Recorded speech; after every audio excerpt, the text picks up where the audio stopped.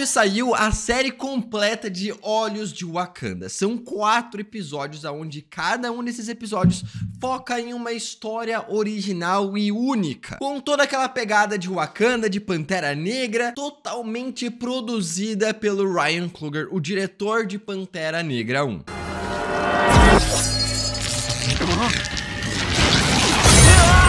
Aqui nesse vídeo, então, eu vou estar falando da história, das referências, dos easter eggs e todas as conexões que tem com o MCU original, até porque a própria Marvel Studios disse que essa série é canônica dentro do universo principal da Marvel. O que fica bem claro com o episódio final que a gente vai ver aqui nesse vídeo. Então, ó, se você não tá sabendo, já lançou e começou a nossa saga Marvel, aonde a gente vai estar trazendo aqui no canal um vídeo por semana falando de cada uma das produções dos filmes e das séries do MCU, e já saiu essa semana, quarta-feira agora, o nosso primeiro vídeo dessa saga até Vingadores, que vai durar 1 ano e 5 meses. Um vídeo por semana durante todo esse período aqui no canal sobre cada uma das produções do MCU. A primeira foi Capitão América 1, que você pode conferir aqui já no canal. Então bora começar a analisar esses 4 episódios de Olhos de Wakanda. Navios? De onde eles são? O primeiro episódio começa mostrando a logo da Marvel Animation e não da Marvel Studios, e ao invés de estar aparecendo ali os heróis live action, aparecem os heróis das animações da Marvel, mostrando que aqui agora ela foi produzida e separada em diferentes estúdios, cada um com as suas propostas. Marvel Television para as séries, Marvel Animation para as animações e Marvel Studios para os cinemas. O episódio 1 começa em Creta em 1260, na época minoica. Foi um período de prosperidade ali dos gregos durante essa civilização ali, que foi a mais evoluída da época, tirando o Wakanda aqui da história do MCU. Vemos aqui essa ilha ali, a galera vivendo tranquilamente até serem invadidos ali pelo pirata, liderado pelo o Rei Leão Dourado, que a gente vai descobrir mais pra frente no episódio, que na verdade foi um antigo soldado de Wakanda que acabou deserdando o seu país e se tornou um rei extremamente poderoso. Ali vemos alguns de seus generais, e cada um deles de civilizações diferentes, mostrando que o cara começou a dominar o mundo em diferentes lugares. Tanto tem ali um samurai, mostrando que já dominou uma parte do Japão, como também uma nórdica, um persa e outro também do Egito. Dos defensores de Creta acaba dizendo uma frase que o próprio T'Challa acaba dizendo em Vingadores Guerra Infinita para os filhos do Thanos. Só sangue e areia! Thanos conseguirá sangue e poeira apenas. Porém, o cara é facilmente derrotado ali pelo Rei Leão Dourado, porque ele possui ali equipamentos de vibrânio. Algumas pessoas são capturadas e meio que forçadas a seguir esse novo rei e sendo marcadas com a marca do cara do Leão Dourado. Até que uma antiga Dora Milaje vai ser marcada e voltamos 6 semanas no passado. Aqui então vamos para Wakanda, mostrando a história da Noni, uma antiga Dora Milaje da tribo mercante. Para quem não sabe, Wakanda é composta por 5 tribos, e uma delas é a tribo mercante, que utiliza ali principalmente roupas roxas e azul escuro. Ela aqui então era citada como uma ex-Dora Milaje, mostrando ali que ela fazia parte do exército real do rei de Wakanda, as guerreiras mais poderosas da tribo de Wakanda. E aqui mostra que um antigo oficial de Wakanda, chamado Leão, acabou deserdando o seu país de Wakanda e levando consigo diversos equipamentos de vibrânio. Os outros guardas o chamavam de O Leão. E querem que ela vá lá atrás do cara para recuperar esses artefatos e trazer o cara de volta para Wakanda, porque com esses equipamentos ele poderia facilmente dominar o mundo. Seja um fantasma. Ela então agora em Creta derrota ali quem estava torturando ela e se liberta, e vemos a vastidão de navios piratas que o cara estava comandando ao seu império. Ela então começa a lutar contra os capitães do cara, fazendo um matando o outro, né? Utilizando a arma de um para matar o outro, chamando a atenção assim do próprio Leão Dourado com os equipamentos wakandanos. Ela então vai derrotando todos os seus generais até chegar e conversar com o cara. Vai subir ou não? O Rei Dourado ali, né, que na verdade era um antigo soldado de Wakanda, diz que o Wakanda o enviou para o mundo como um cão de guerra, igual o pai do Killmonger, né, mesmo sendo o irmão do rei de Wakanda, ele também era um cão de guerra, como foi mostrado no primeiro filme de Pantera Negra. Seu pai matou o próprio irmão para salvar minha vida. Eles basicamente são espiões espalhados pelo mundo para recuperar artefatos perdidos e servindo ali como espiões em outras civilizações para saberem o que está acontecendo no mundo. Como eu, eram conhecidos como Hattuserazi, mas agora nos chamam de cães de guerra. Ela então derrota o cara facilmente em uma luta, fazendo o cara acionar uma bomba se matando, dizendo que ele prefere morrer livre do que ir preso em Wakanda. Basicamente o que acontece com o Killmonger no final do primeiro filme de Pantera Negra. Livre. Já que a escravidão era pior que a morte. E logo em seguida mostra alguns equipamentos de Wakanda sendo perdidos no fundo do oceano. Isso aqui me lembra Pantera Negra 2, onde tinha o governo americano ali meio que indo atrás de Vibranium embaixo do oceano, com alguma relação ali com o Namor e também o Wakanda. Sem falar desses equipamentos perdidos aí pelo mundo que devem ser recuperados, como foi mostrado com o Killmonger em Pantera Negra 1 no museu. Não esquenta não, eu levo embora e tá resolvido. O episódio 2, então, mostra a Guerra de Troia, em 1190 anos antes de Cristo, mostrando a Guerra de Troia e também apresenta aqui já logo no começo tanto Odisseu quanto Aquiles, personagens muito importantes nesse evento, nesse conto, nessa história que aconteceu. Ali vemos um cão de guerra chamado Menon ao lado de Aquiles, mas ele estava com o princípio ali de recuperar um artefato de Vibranium que estava com a princesa ali de Troia. E até mesmo nessa invasão inicial aqui no começo do episódio, ele acaba falando com Aquiles que ele não deseja morrer ali, já que o personagem originalmente na história acaba morrendo em Troia. Não podemos mais avançar hoje. Você quer morrer aqui? Ele acaba defendendo o Aquiles levando uma flechada na sua mão e depois ele acaba indo lá para sua base utilizando um spray ali com espécie de Vibranium, lembrando bastante tecnologia que Tony Stark cria para cortar a cicatriz e o corte que ele acaba levando do Thanos em Guerra Infinita. Uma conversa com Aquiles falando que eles são amigos e tudo mais, e conversa vai e conversa vem, ele acaba dizendo que ele estará ali para colocar as moedas de ouro nos olhos de Aquiles quando ele morrer. Alguém precisa estar aqui para colocar as moedas do barqueiro nos seus olhos. Justamente fazendo uma referência ali para a cultura grega, com os deuses gregos, onde eles tinham que colocar moedas de ouro nos olhos para pagar o barqueiro no submundo. E é nesse momento que aparece o Odisseu falando sobre o cavalo de Troia, aquela trégua que eles acabam fazendo, mas que na verdade é falsa, onde eles acreditam que tem ouro e comida ali dentro, mas na verdade acabam tendo os soldados para invadir Troia e atacar a cidade pela noite, que é o que justamente acontece aqui, Aquiles liderando o ataque com todo o exército, porém Menon acaba atraindo Aquiles, deixando ele para a morte e indo atrás do seu objetivo, que era recuperar o pedaço de Vibranium que estava no colar da princesa. Obviamente, Aquiles consegue escapar ali no meio da guerra, vai atrás de Menon e acaba confrontando ele, acreditando que ele fazia parte de Troia e estava traindo ele o tempo todo e que ele mentiu para ele durante esse tempo inteiro, que ele veio de uma outra civilização, está ali para servir o seu país e tudo mais e coisa e tal, e eles acabam lutando entre si e Menon acaba derrotando Aquiles, justamente cortando o seu tornozelo, já que, né, faz referência à história do que realmente aconteceu. Então, mais tarde, vemos ali Menon conversando com Noni, a personagem do primeiro episódio, que acabou fundando ali praticamente os cães de guerras que servem o Wakanda desde o início e desde o princípio. É muito bom ver que está recuperado. Me desculpe, diretora Noni. E aqui vemos Menon utilizando trajes inteiramente verdes, dizendo que ele faz parte da tribo do rio, a mesma tribo da Nakia. Aqui, entre o meu povo, eu me sinto mais sozinho do que eu me sentia lá fora. O episódio 3 mostra a China em 1400, na dinastia Ming. Detalhe aqui que o pai do Shang-Chi, o verdadeiro mandarim, já está com os 10 anéis há mais de... Eles estavam com o seu pai há quanto tempo?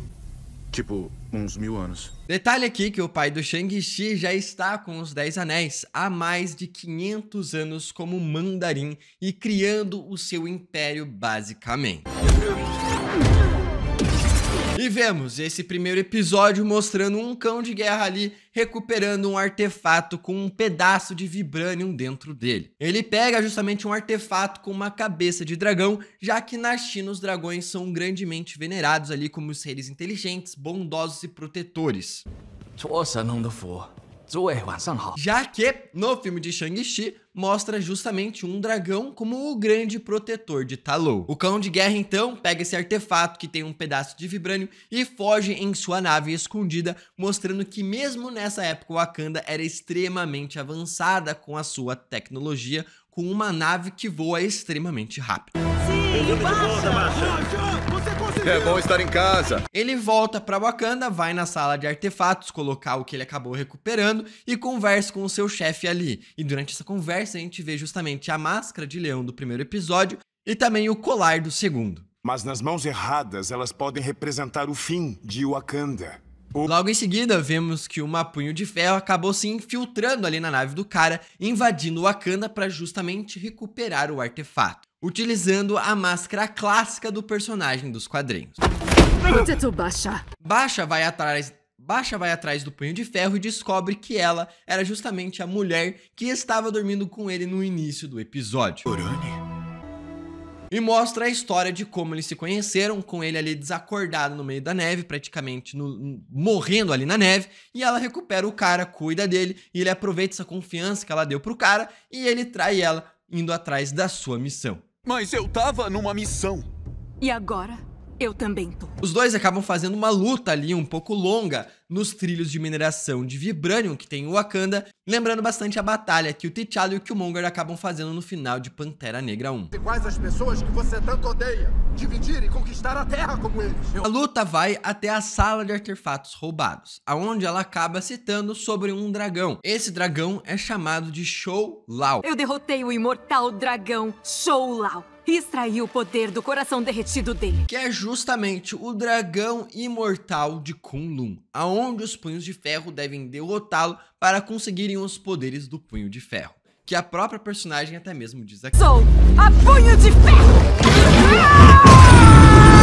Ela então, durante a luta e a conversa, acaba retirando o pedaço de vibranium da estátua, entrega para o wakandano ali e fala que vai levar o artefato com ela.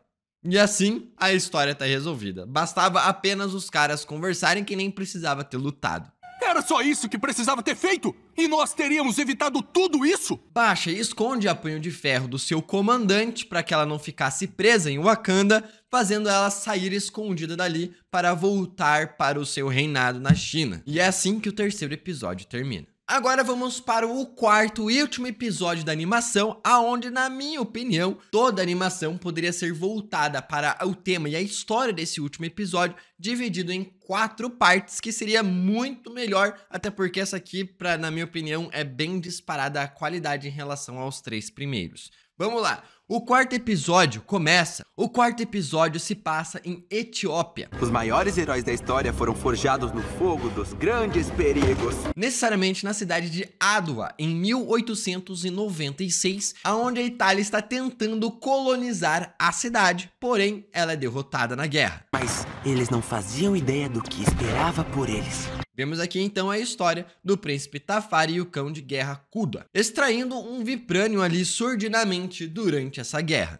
Atrás do... Peguei! Aqui o príncipe recupera o artefato sozinho e acaba citando a Noni como a primeira cão de guerra que acabou fundando toda essa galera. Diretora Noni, a primeira cão de guerra a recuperar um dos artefatos perdidos de Wakanda. E bem aqui no começo desse episódio, quando eles estão voltando pra Wakanda, vemos o Vigia rapidamente no céu ali, bem rapidinho, no único episódio que tem aqui na animação. Na conversa entre os dois, vemos que o Koda faz parte da tribo da mineração e que ele também acabou derrotando um pirata traficante de escravos chamado de Ben Pace. Dora, o agente que matou o pirata Ben Pace. E a gente pode perceber aqui nesse episódio, né, quando eu tava escrevendo o roteiro, me lembrou bastante aquele machado que nós vemos no museu do Killmonger. Porém, quando eu tava assistindo e escrevendo o roteiro ao mesmo tempo, né, que eu vou assistindo, já vou pausando, já vou escrevendo, o final do episódio confirma que esse aqui realmente é um machado que aparece lá no museu do Killmonger no filme de Pantera Negra 1. Final dele. A lâmina é de vibranium. Porém, os dois aqui vão ser surpreendidos por uma Pantera Negra futurista invisível que chega ali e tenta roubar justamente esse artefato. É de Wakanda? Sim! Por favor! Porém, não consegue. Ela acaba se revelando ali que, na verdade, ela é a última rainha de Wakanda que virá a existir no ano de 2400, dizendo que todo o planeta foi derrotado pela Horda. O que é a Horda nos quadrinhos? É basicamente os opostos dos Celestiais. Os Celestiais são responsáveis ali por criar universos e planetas e tudo mais. A Horda é basicamente a contraparte deles, onde são basicamente super insetos de uma mente coletiva que destroem planetas e que vai destruir o planeta Terra no ano de 2400. Porém, o Wakanda, na visão dela ali, por terem recuperado justamente esse machado ali e levado para Wakanda, acabou alterando a história, fazendo assim Wakanda nunca se levar a revelar eles para o mundo e criar essa conexão aberta com o planeta Terra, que foi o que T'Challa acabou fazendo no final de Pantera Negra 1. Em época de crise, o sábio constrói pontes, enquanto o tolo constrói barreiras. As leis de Wakanda determinam que não podemos ajudar pessoas de fora. Ela diz que esse artefato deve ser retirado e voltado ao seu local, aonde eles acabaram recuperando ele lá no meio da guerra da Etiópia, porque isso aqui iria levar ele até o local aonde viria parar no museu, na mão do Killmonger. Tudo começa quando um filho esquecido de Wakanda encontra aquele machado. Queria fazer um evento em cadeia, levando T'Challa a justamente alterar o futuro. E com o mundo todo unido, a invasão da Horda acabará sendo impedida. Outro detalhe aqui é ver que ela é do futuro e que utilizou uma tecnologia de viagem do tempo de Wakanda, aonde ela só conseguiu sobreviver essa viagem no tempo porque tinha a erva coração. Só conseguiu fazer isso aqui uma vez, mostrando que Wakanda nunca se revelou ao mundo, mostrando que Wakanda nunca conversou com o Tony Stark. A tecnologia do Tony Stark de viagem no tempo é superior da Wakanda aqui nesse episódio, aonde por ter sempre sido fechada ao mundo, nunca conseguiu trocar informações com o Tony Stark, viagens no tempo e coisa e tal. Essa viagem no tempo aqui podem desencadear também alguns eventos interessantes afetando até mesmo Guerra Infinita. Como T'Challa não teria aberto Wakanda para o mundo e a sua relação, não teria aberto a relação também com os Vingadores, mostrando que talvez não tivesse nem a guerra em Wakanda durante os eventos de Guerra Infinita e talvez nem terem conseguido derrotar o Thanos dessa forma. Talvez aqui nessa linha do tempo eles tivessem perdido metade do universo. Um dos detalhes interessantes disso aqui mostra para nós como Howard Stark pode ter conseguido uma dessas peças perdidas de vibranium em volta do mundo para justamente criar o escudo do Capitão América. O que ele é feito? Vibranium. Então aqui ela acaba voltando para o futuro, lutando contra a Horda, segurando o breve momento ali de segurar o portal para o passado, impedindo que a Horda invadisse o passado e acabasse fazendo uma cagada maior ainda. Enquanto ela tá protegendo o portal, o Príncipe Tafari e o Koba acabam retornando o artefato até onde eles retiraram, fazendo assim com que a história fosse reescrita na história que conhecemos agora. Nós estamos falando do futuro da nossa espécie. É só isso que importa. Aconteceu de fato no MCU, com o episódio terminando, mostrando o Killmonger no museu, indo lá roubar o artefato com Ulysses Klaue que a gente viu no primeiro filme do Pantera Negra. É a missão que importa, Koda. Não a história contada sobre ela. Então essas aqui foram as histórias dos 4 episódios, referências e easter eggs. Embora tenham sido ali 4 histórias bem rápidas, de mais ou menos 20 minutos, nenhuma história foi realmente marcante. O que eu mais gostei foi o 4º episódio. Me fala aí que se você curtiu ou não de ter assistido esses episódios, se curtiu o vídeo aqui. E não esquece de conferir o nosso vídeo de Capitão América 1. Fala aqui embaixo o que você achou nos comentários. Até o próximo vídeo e...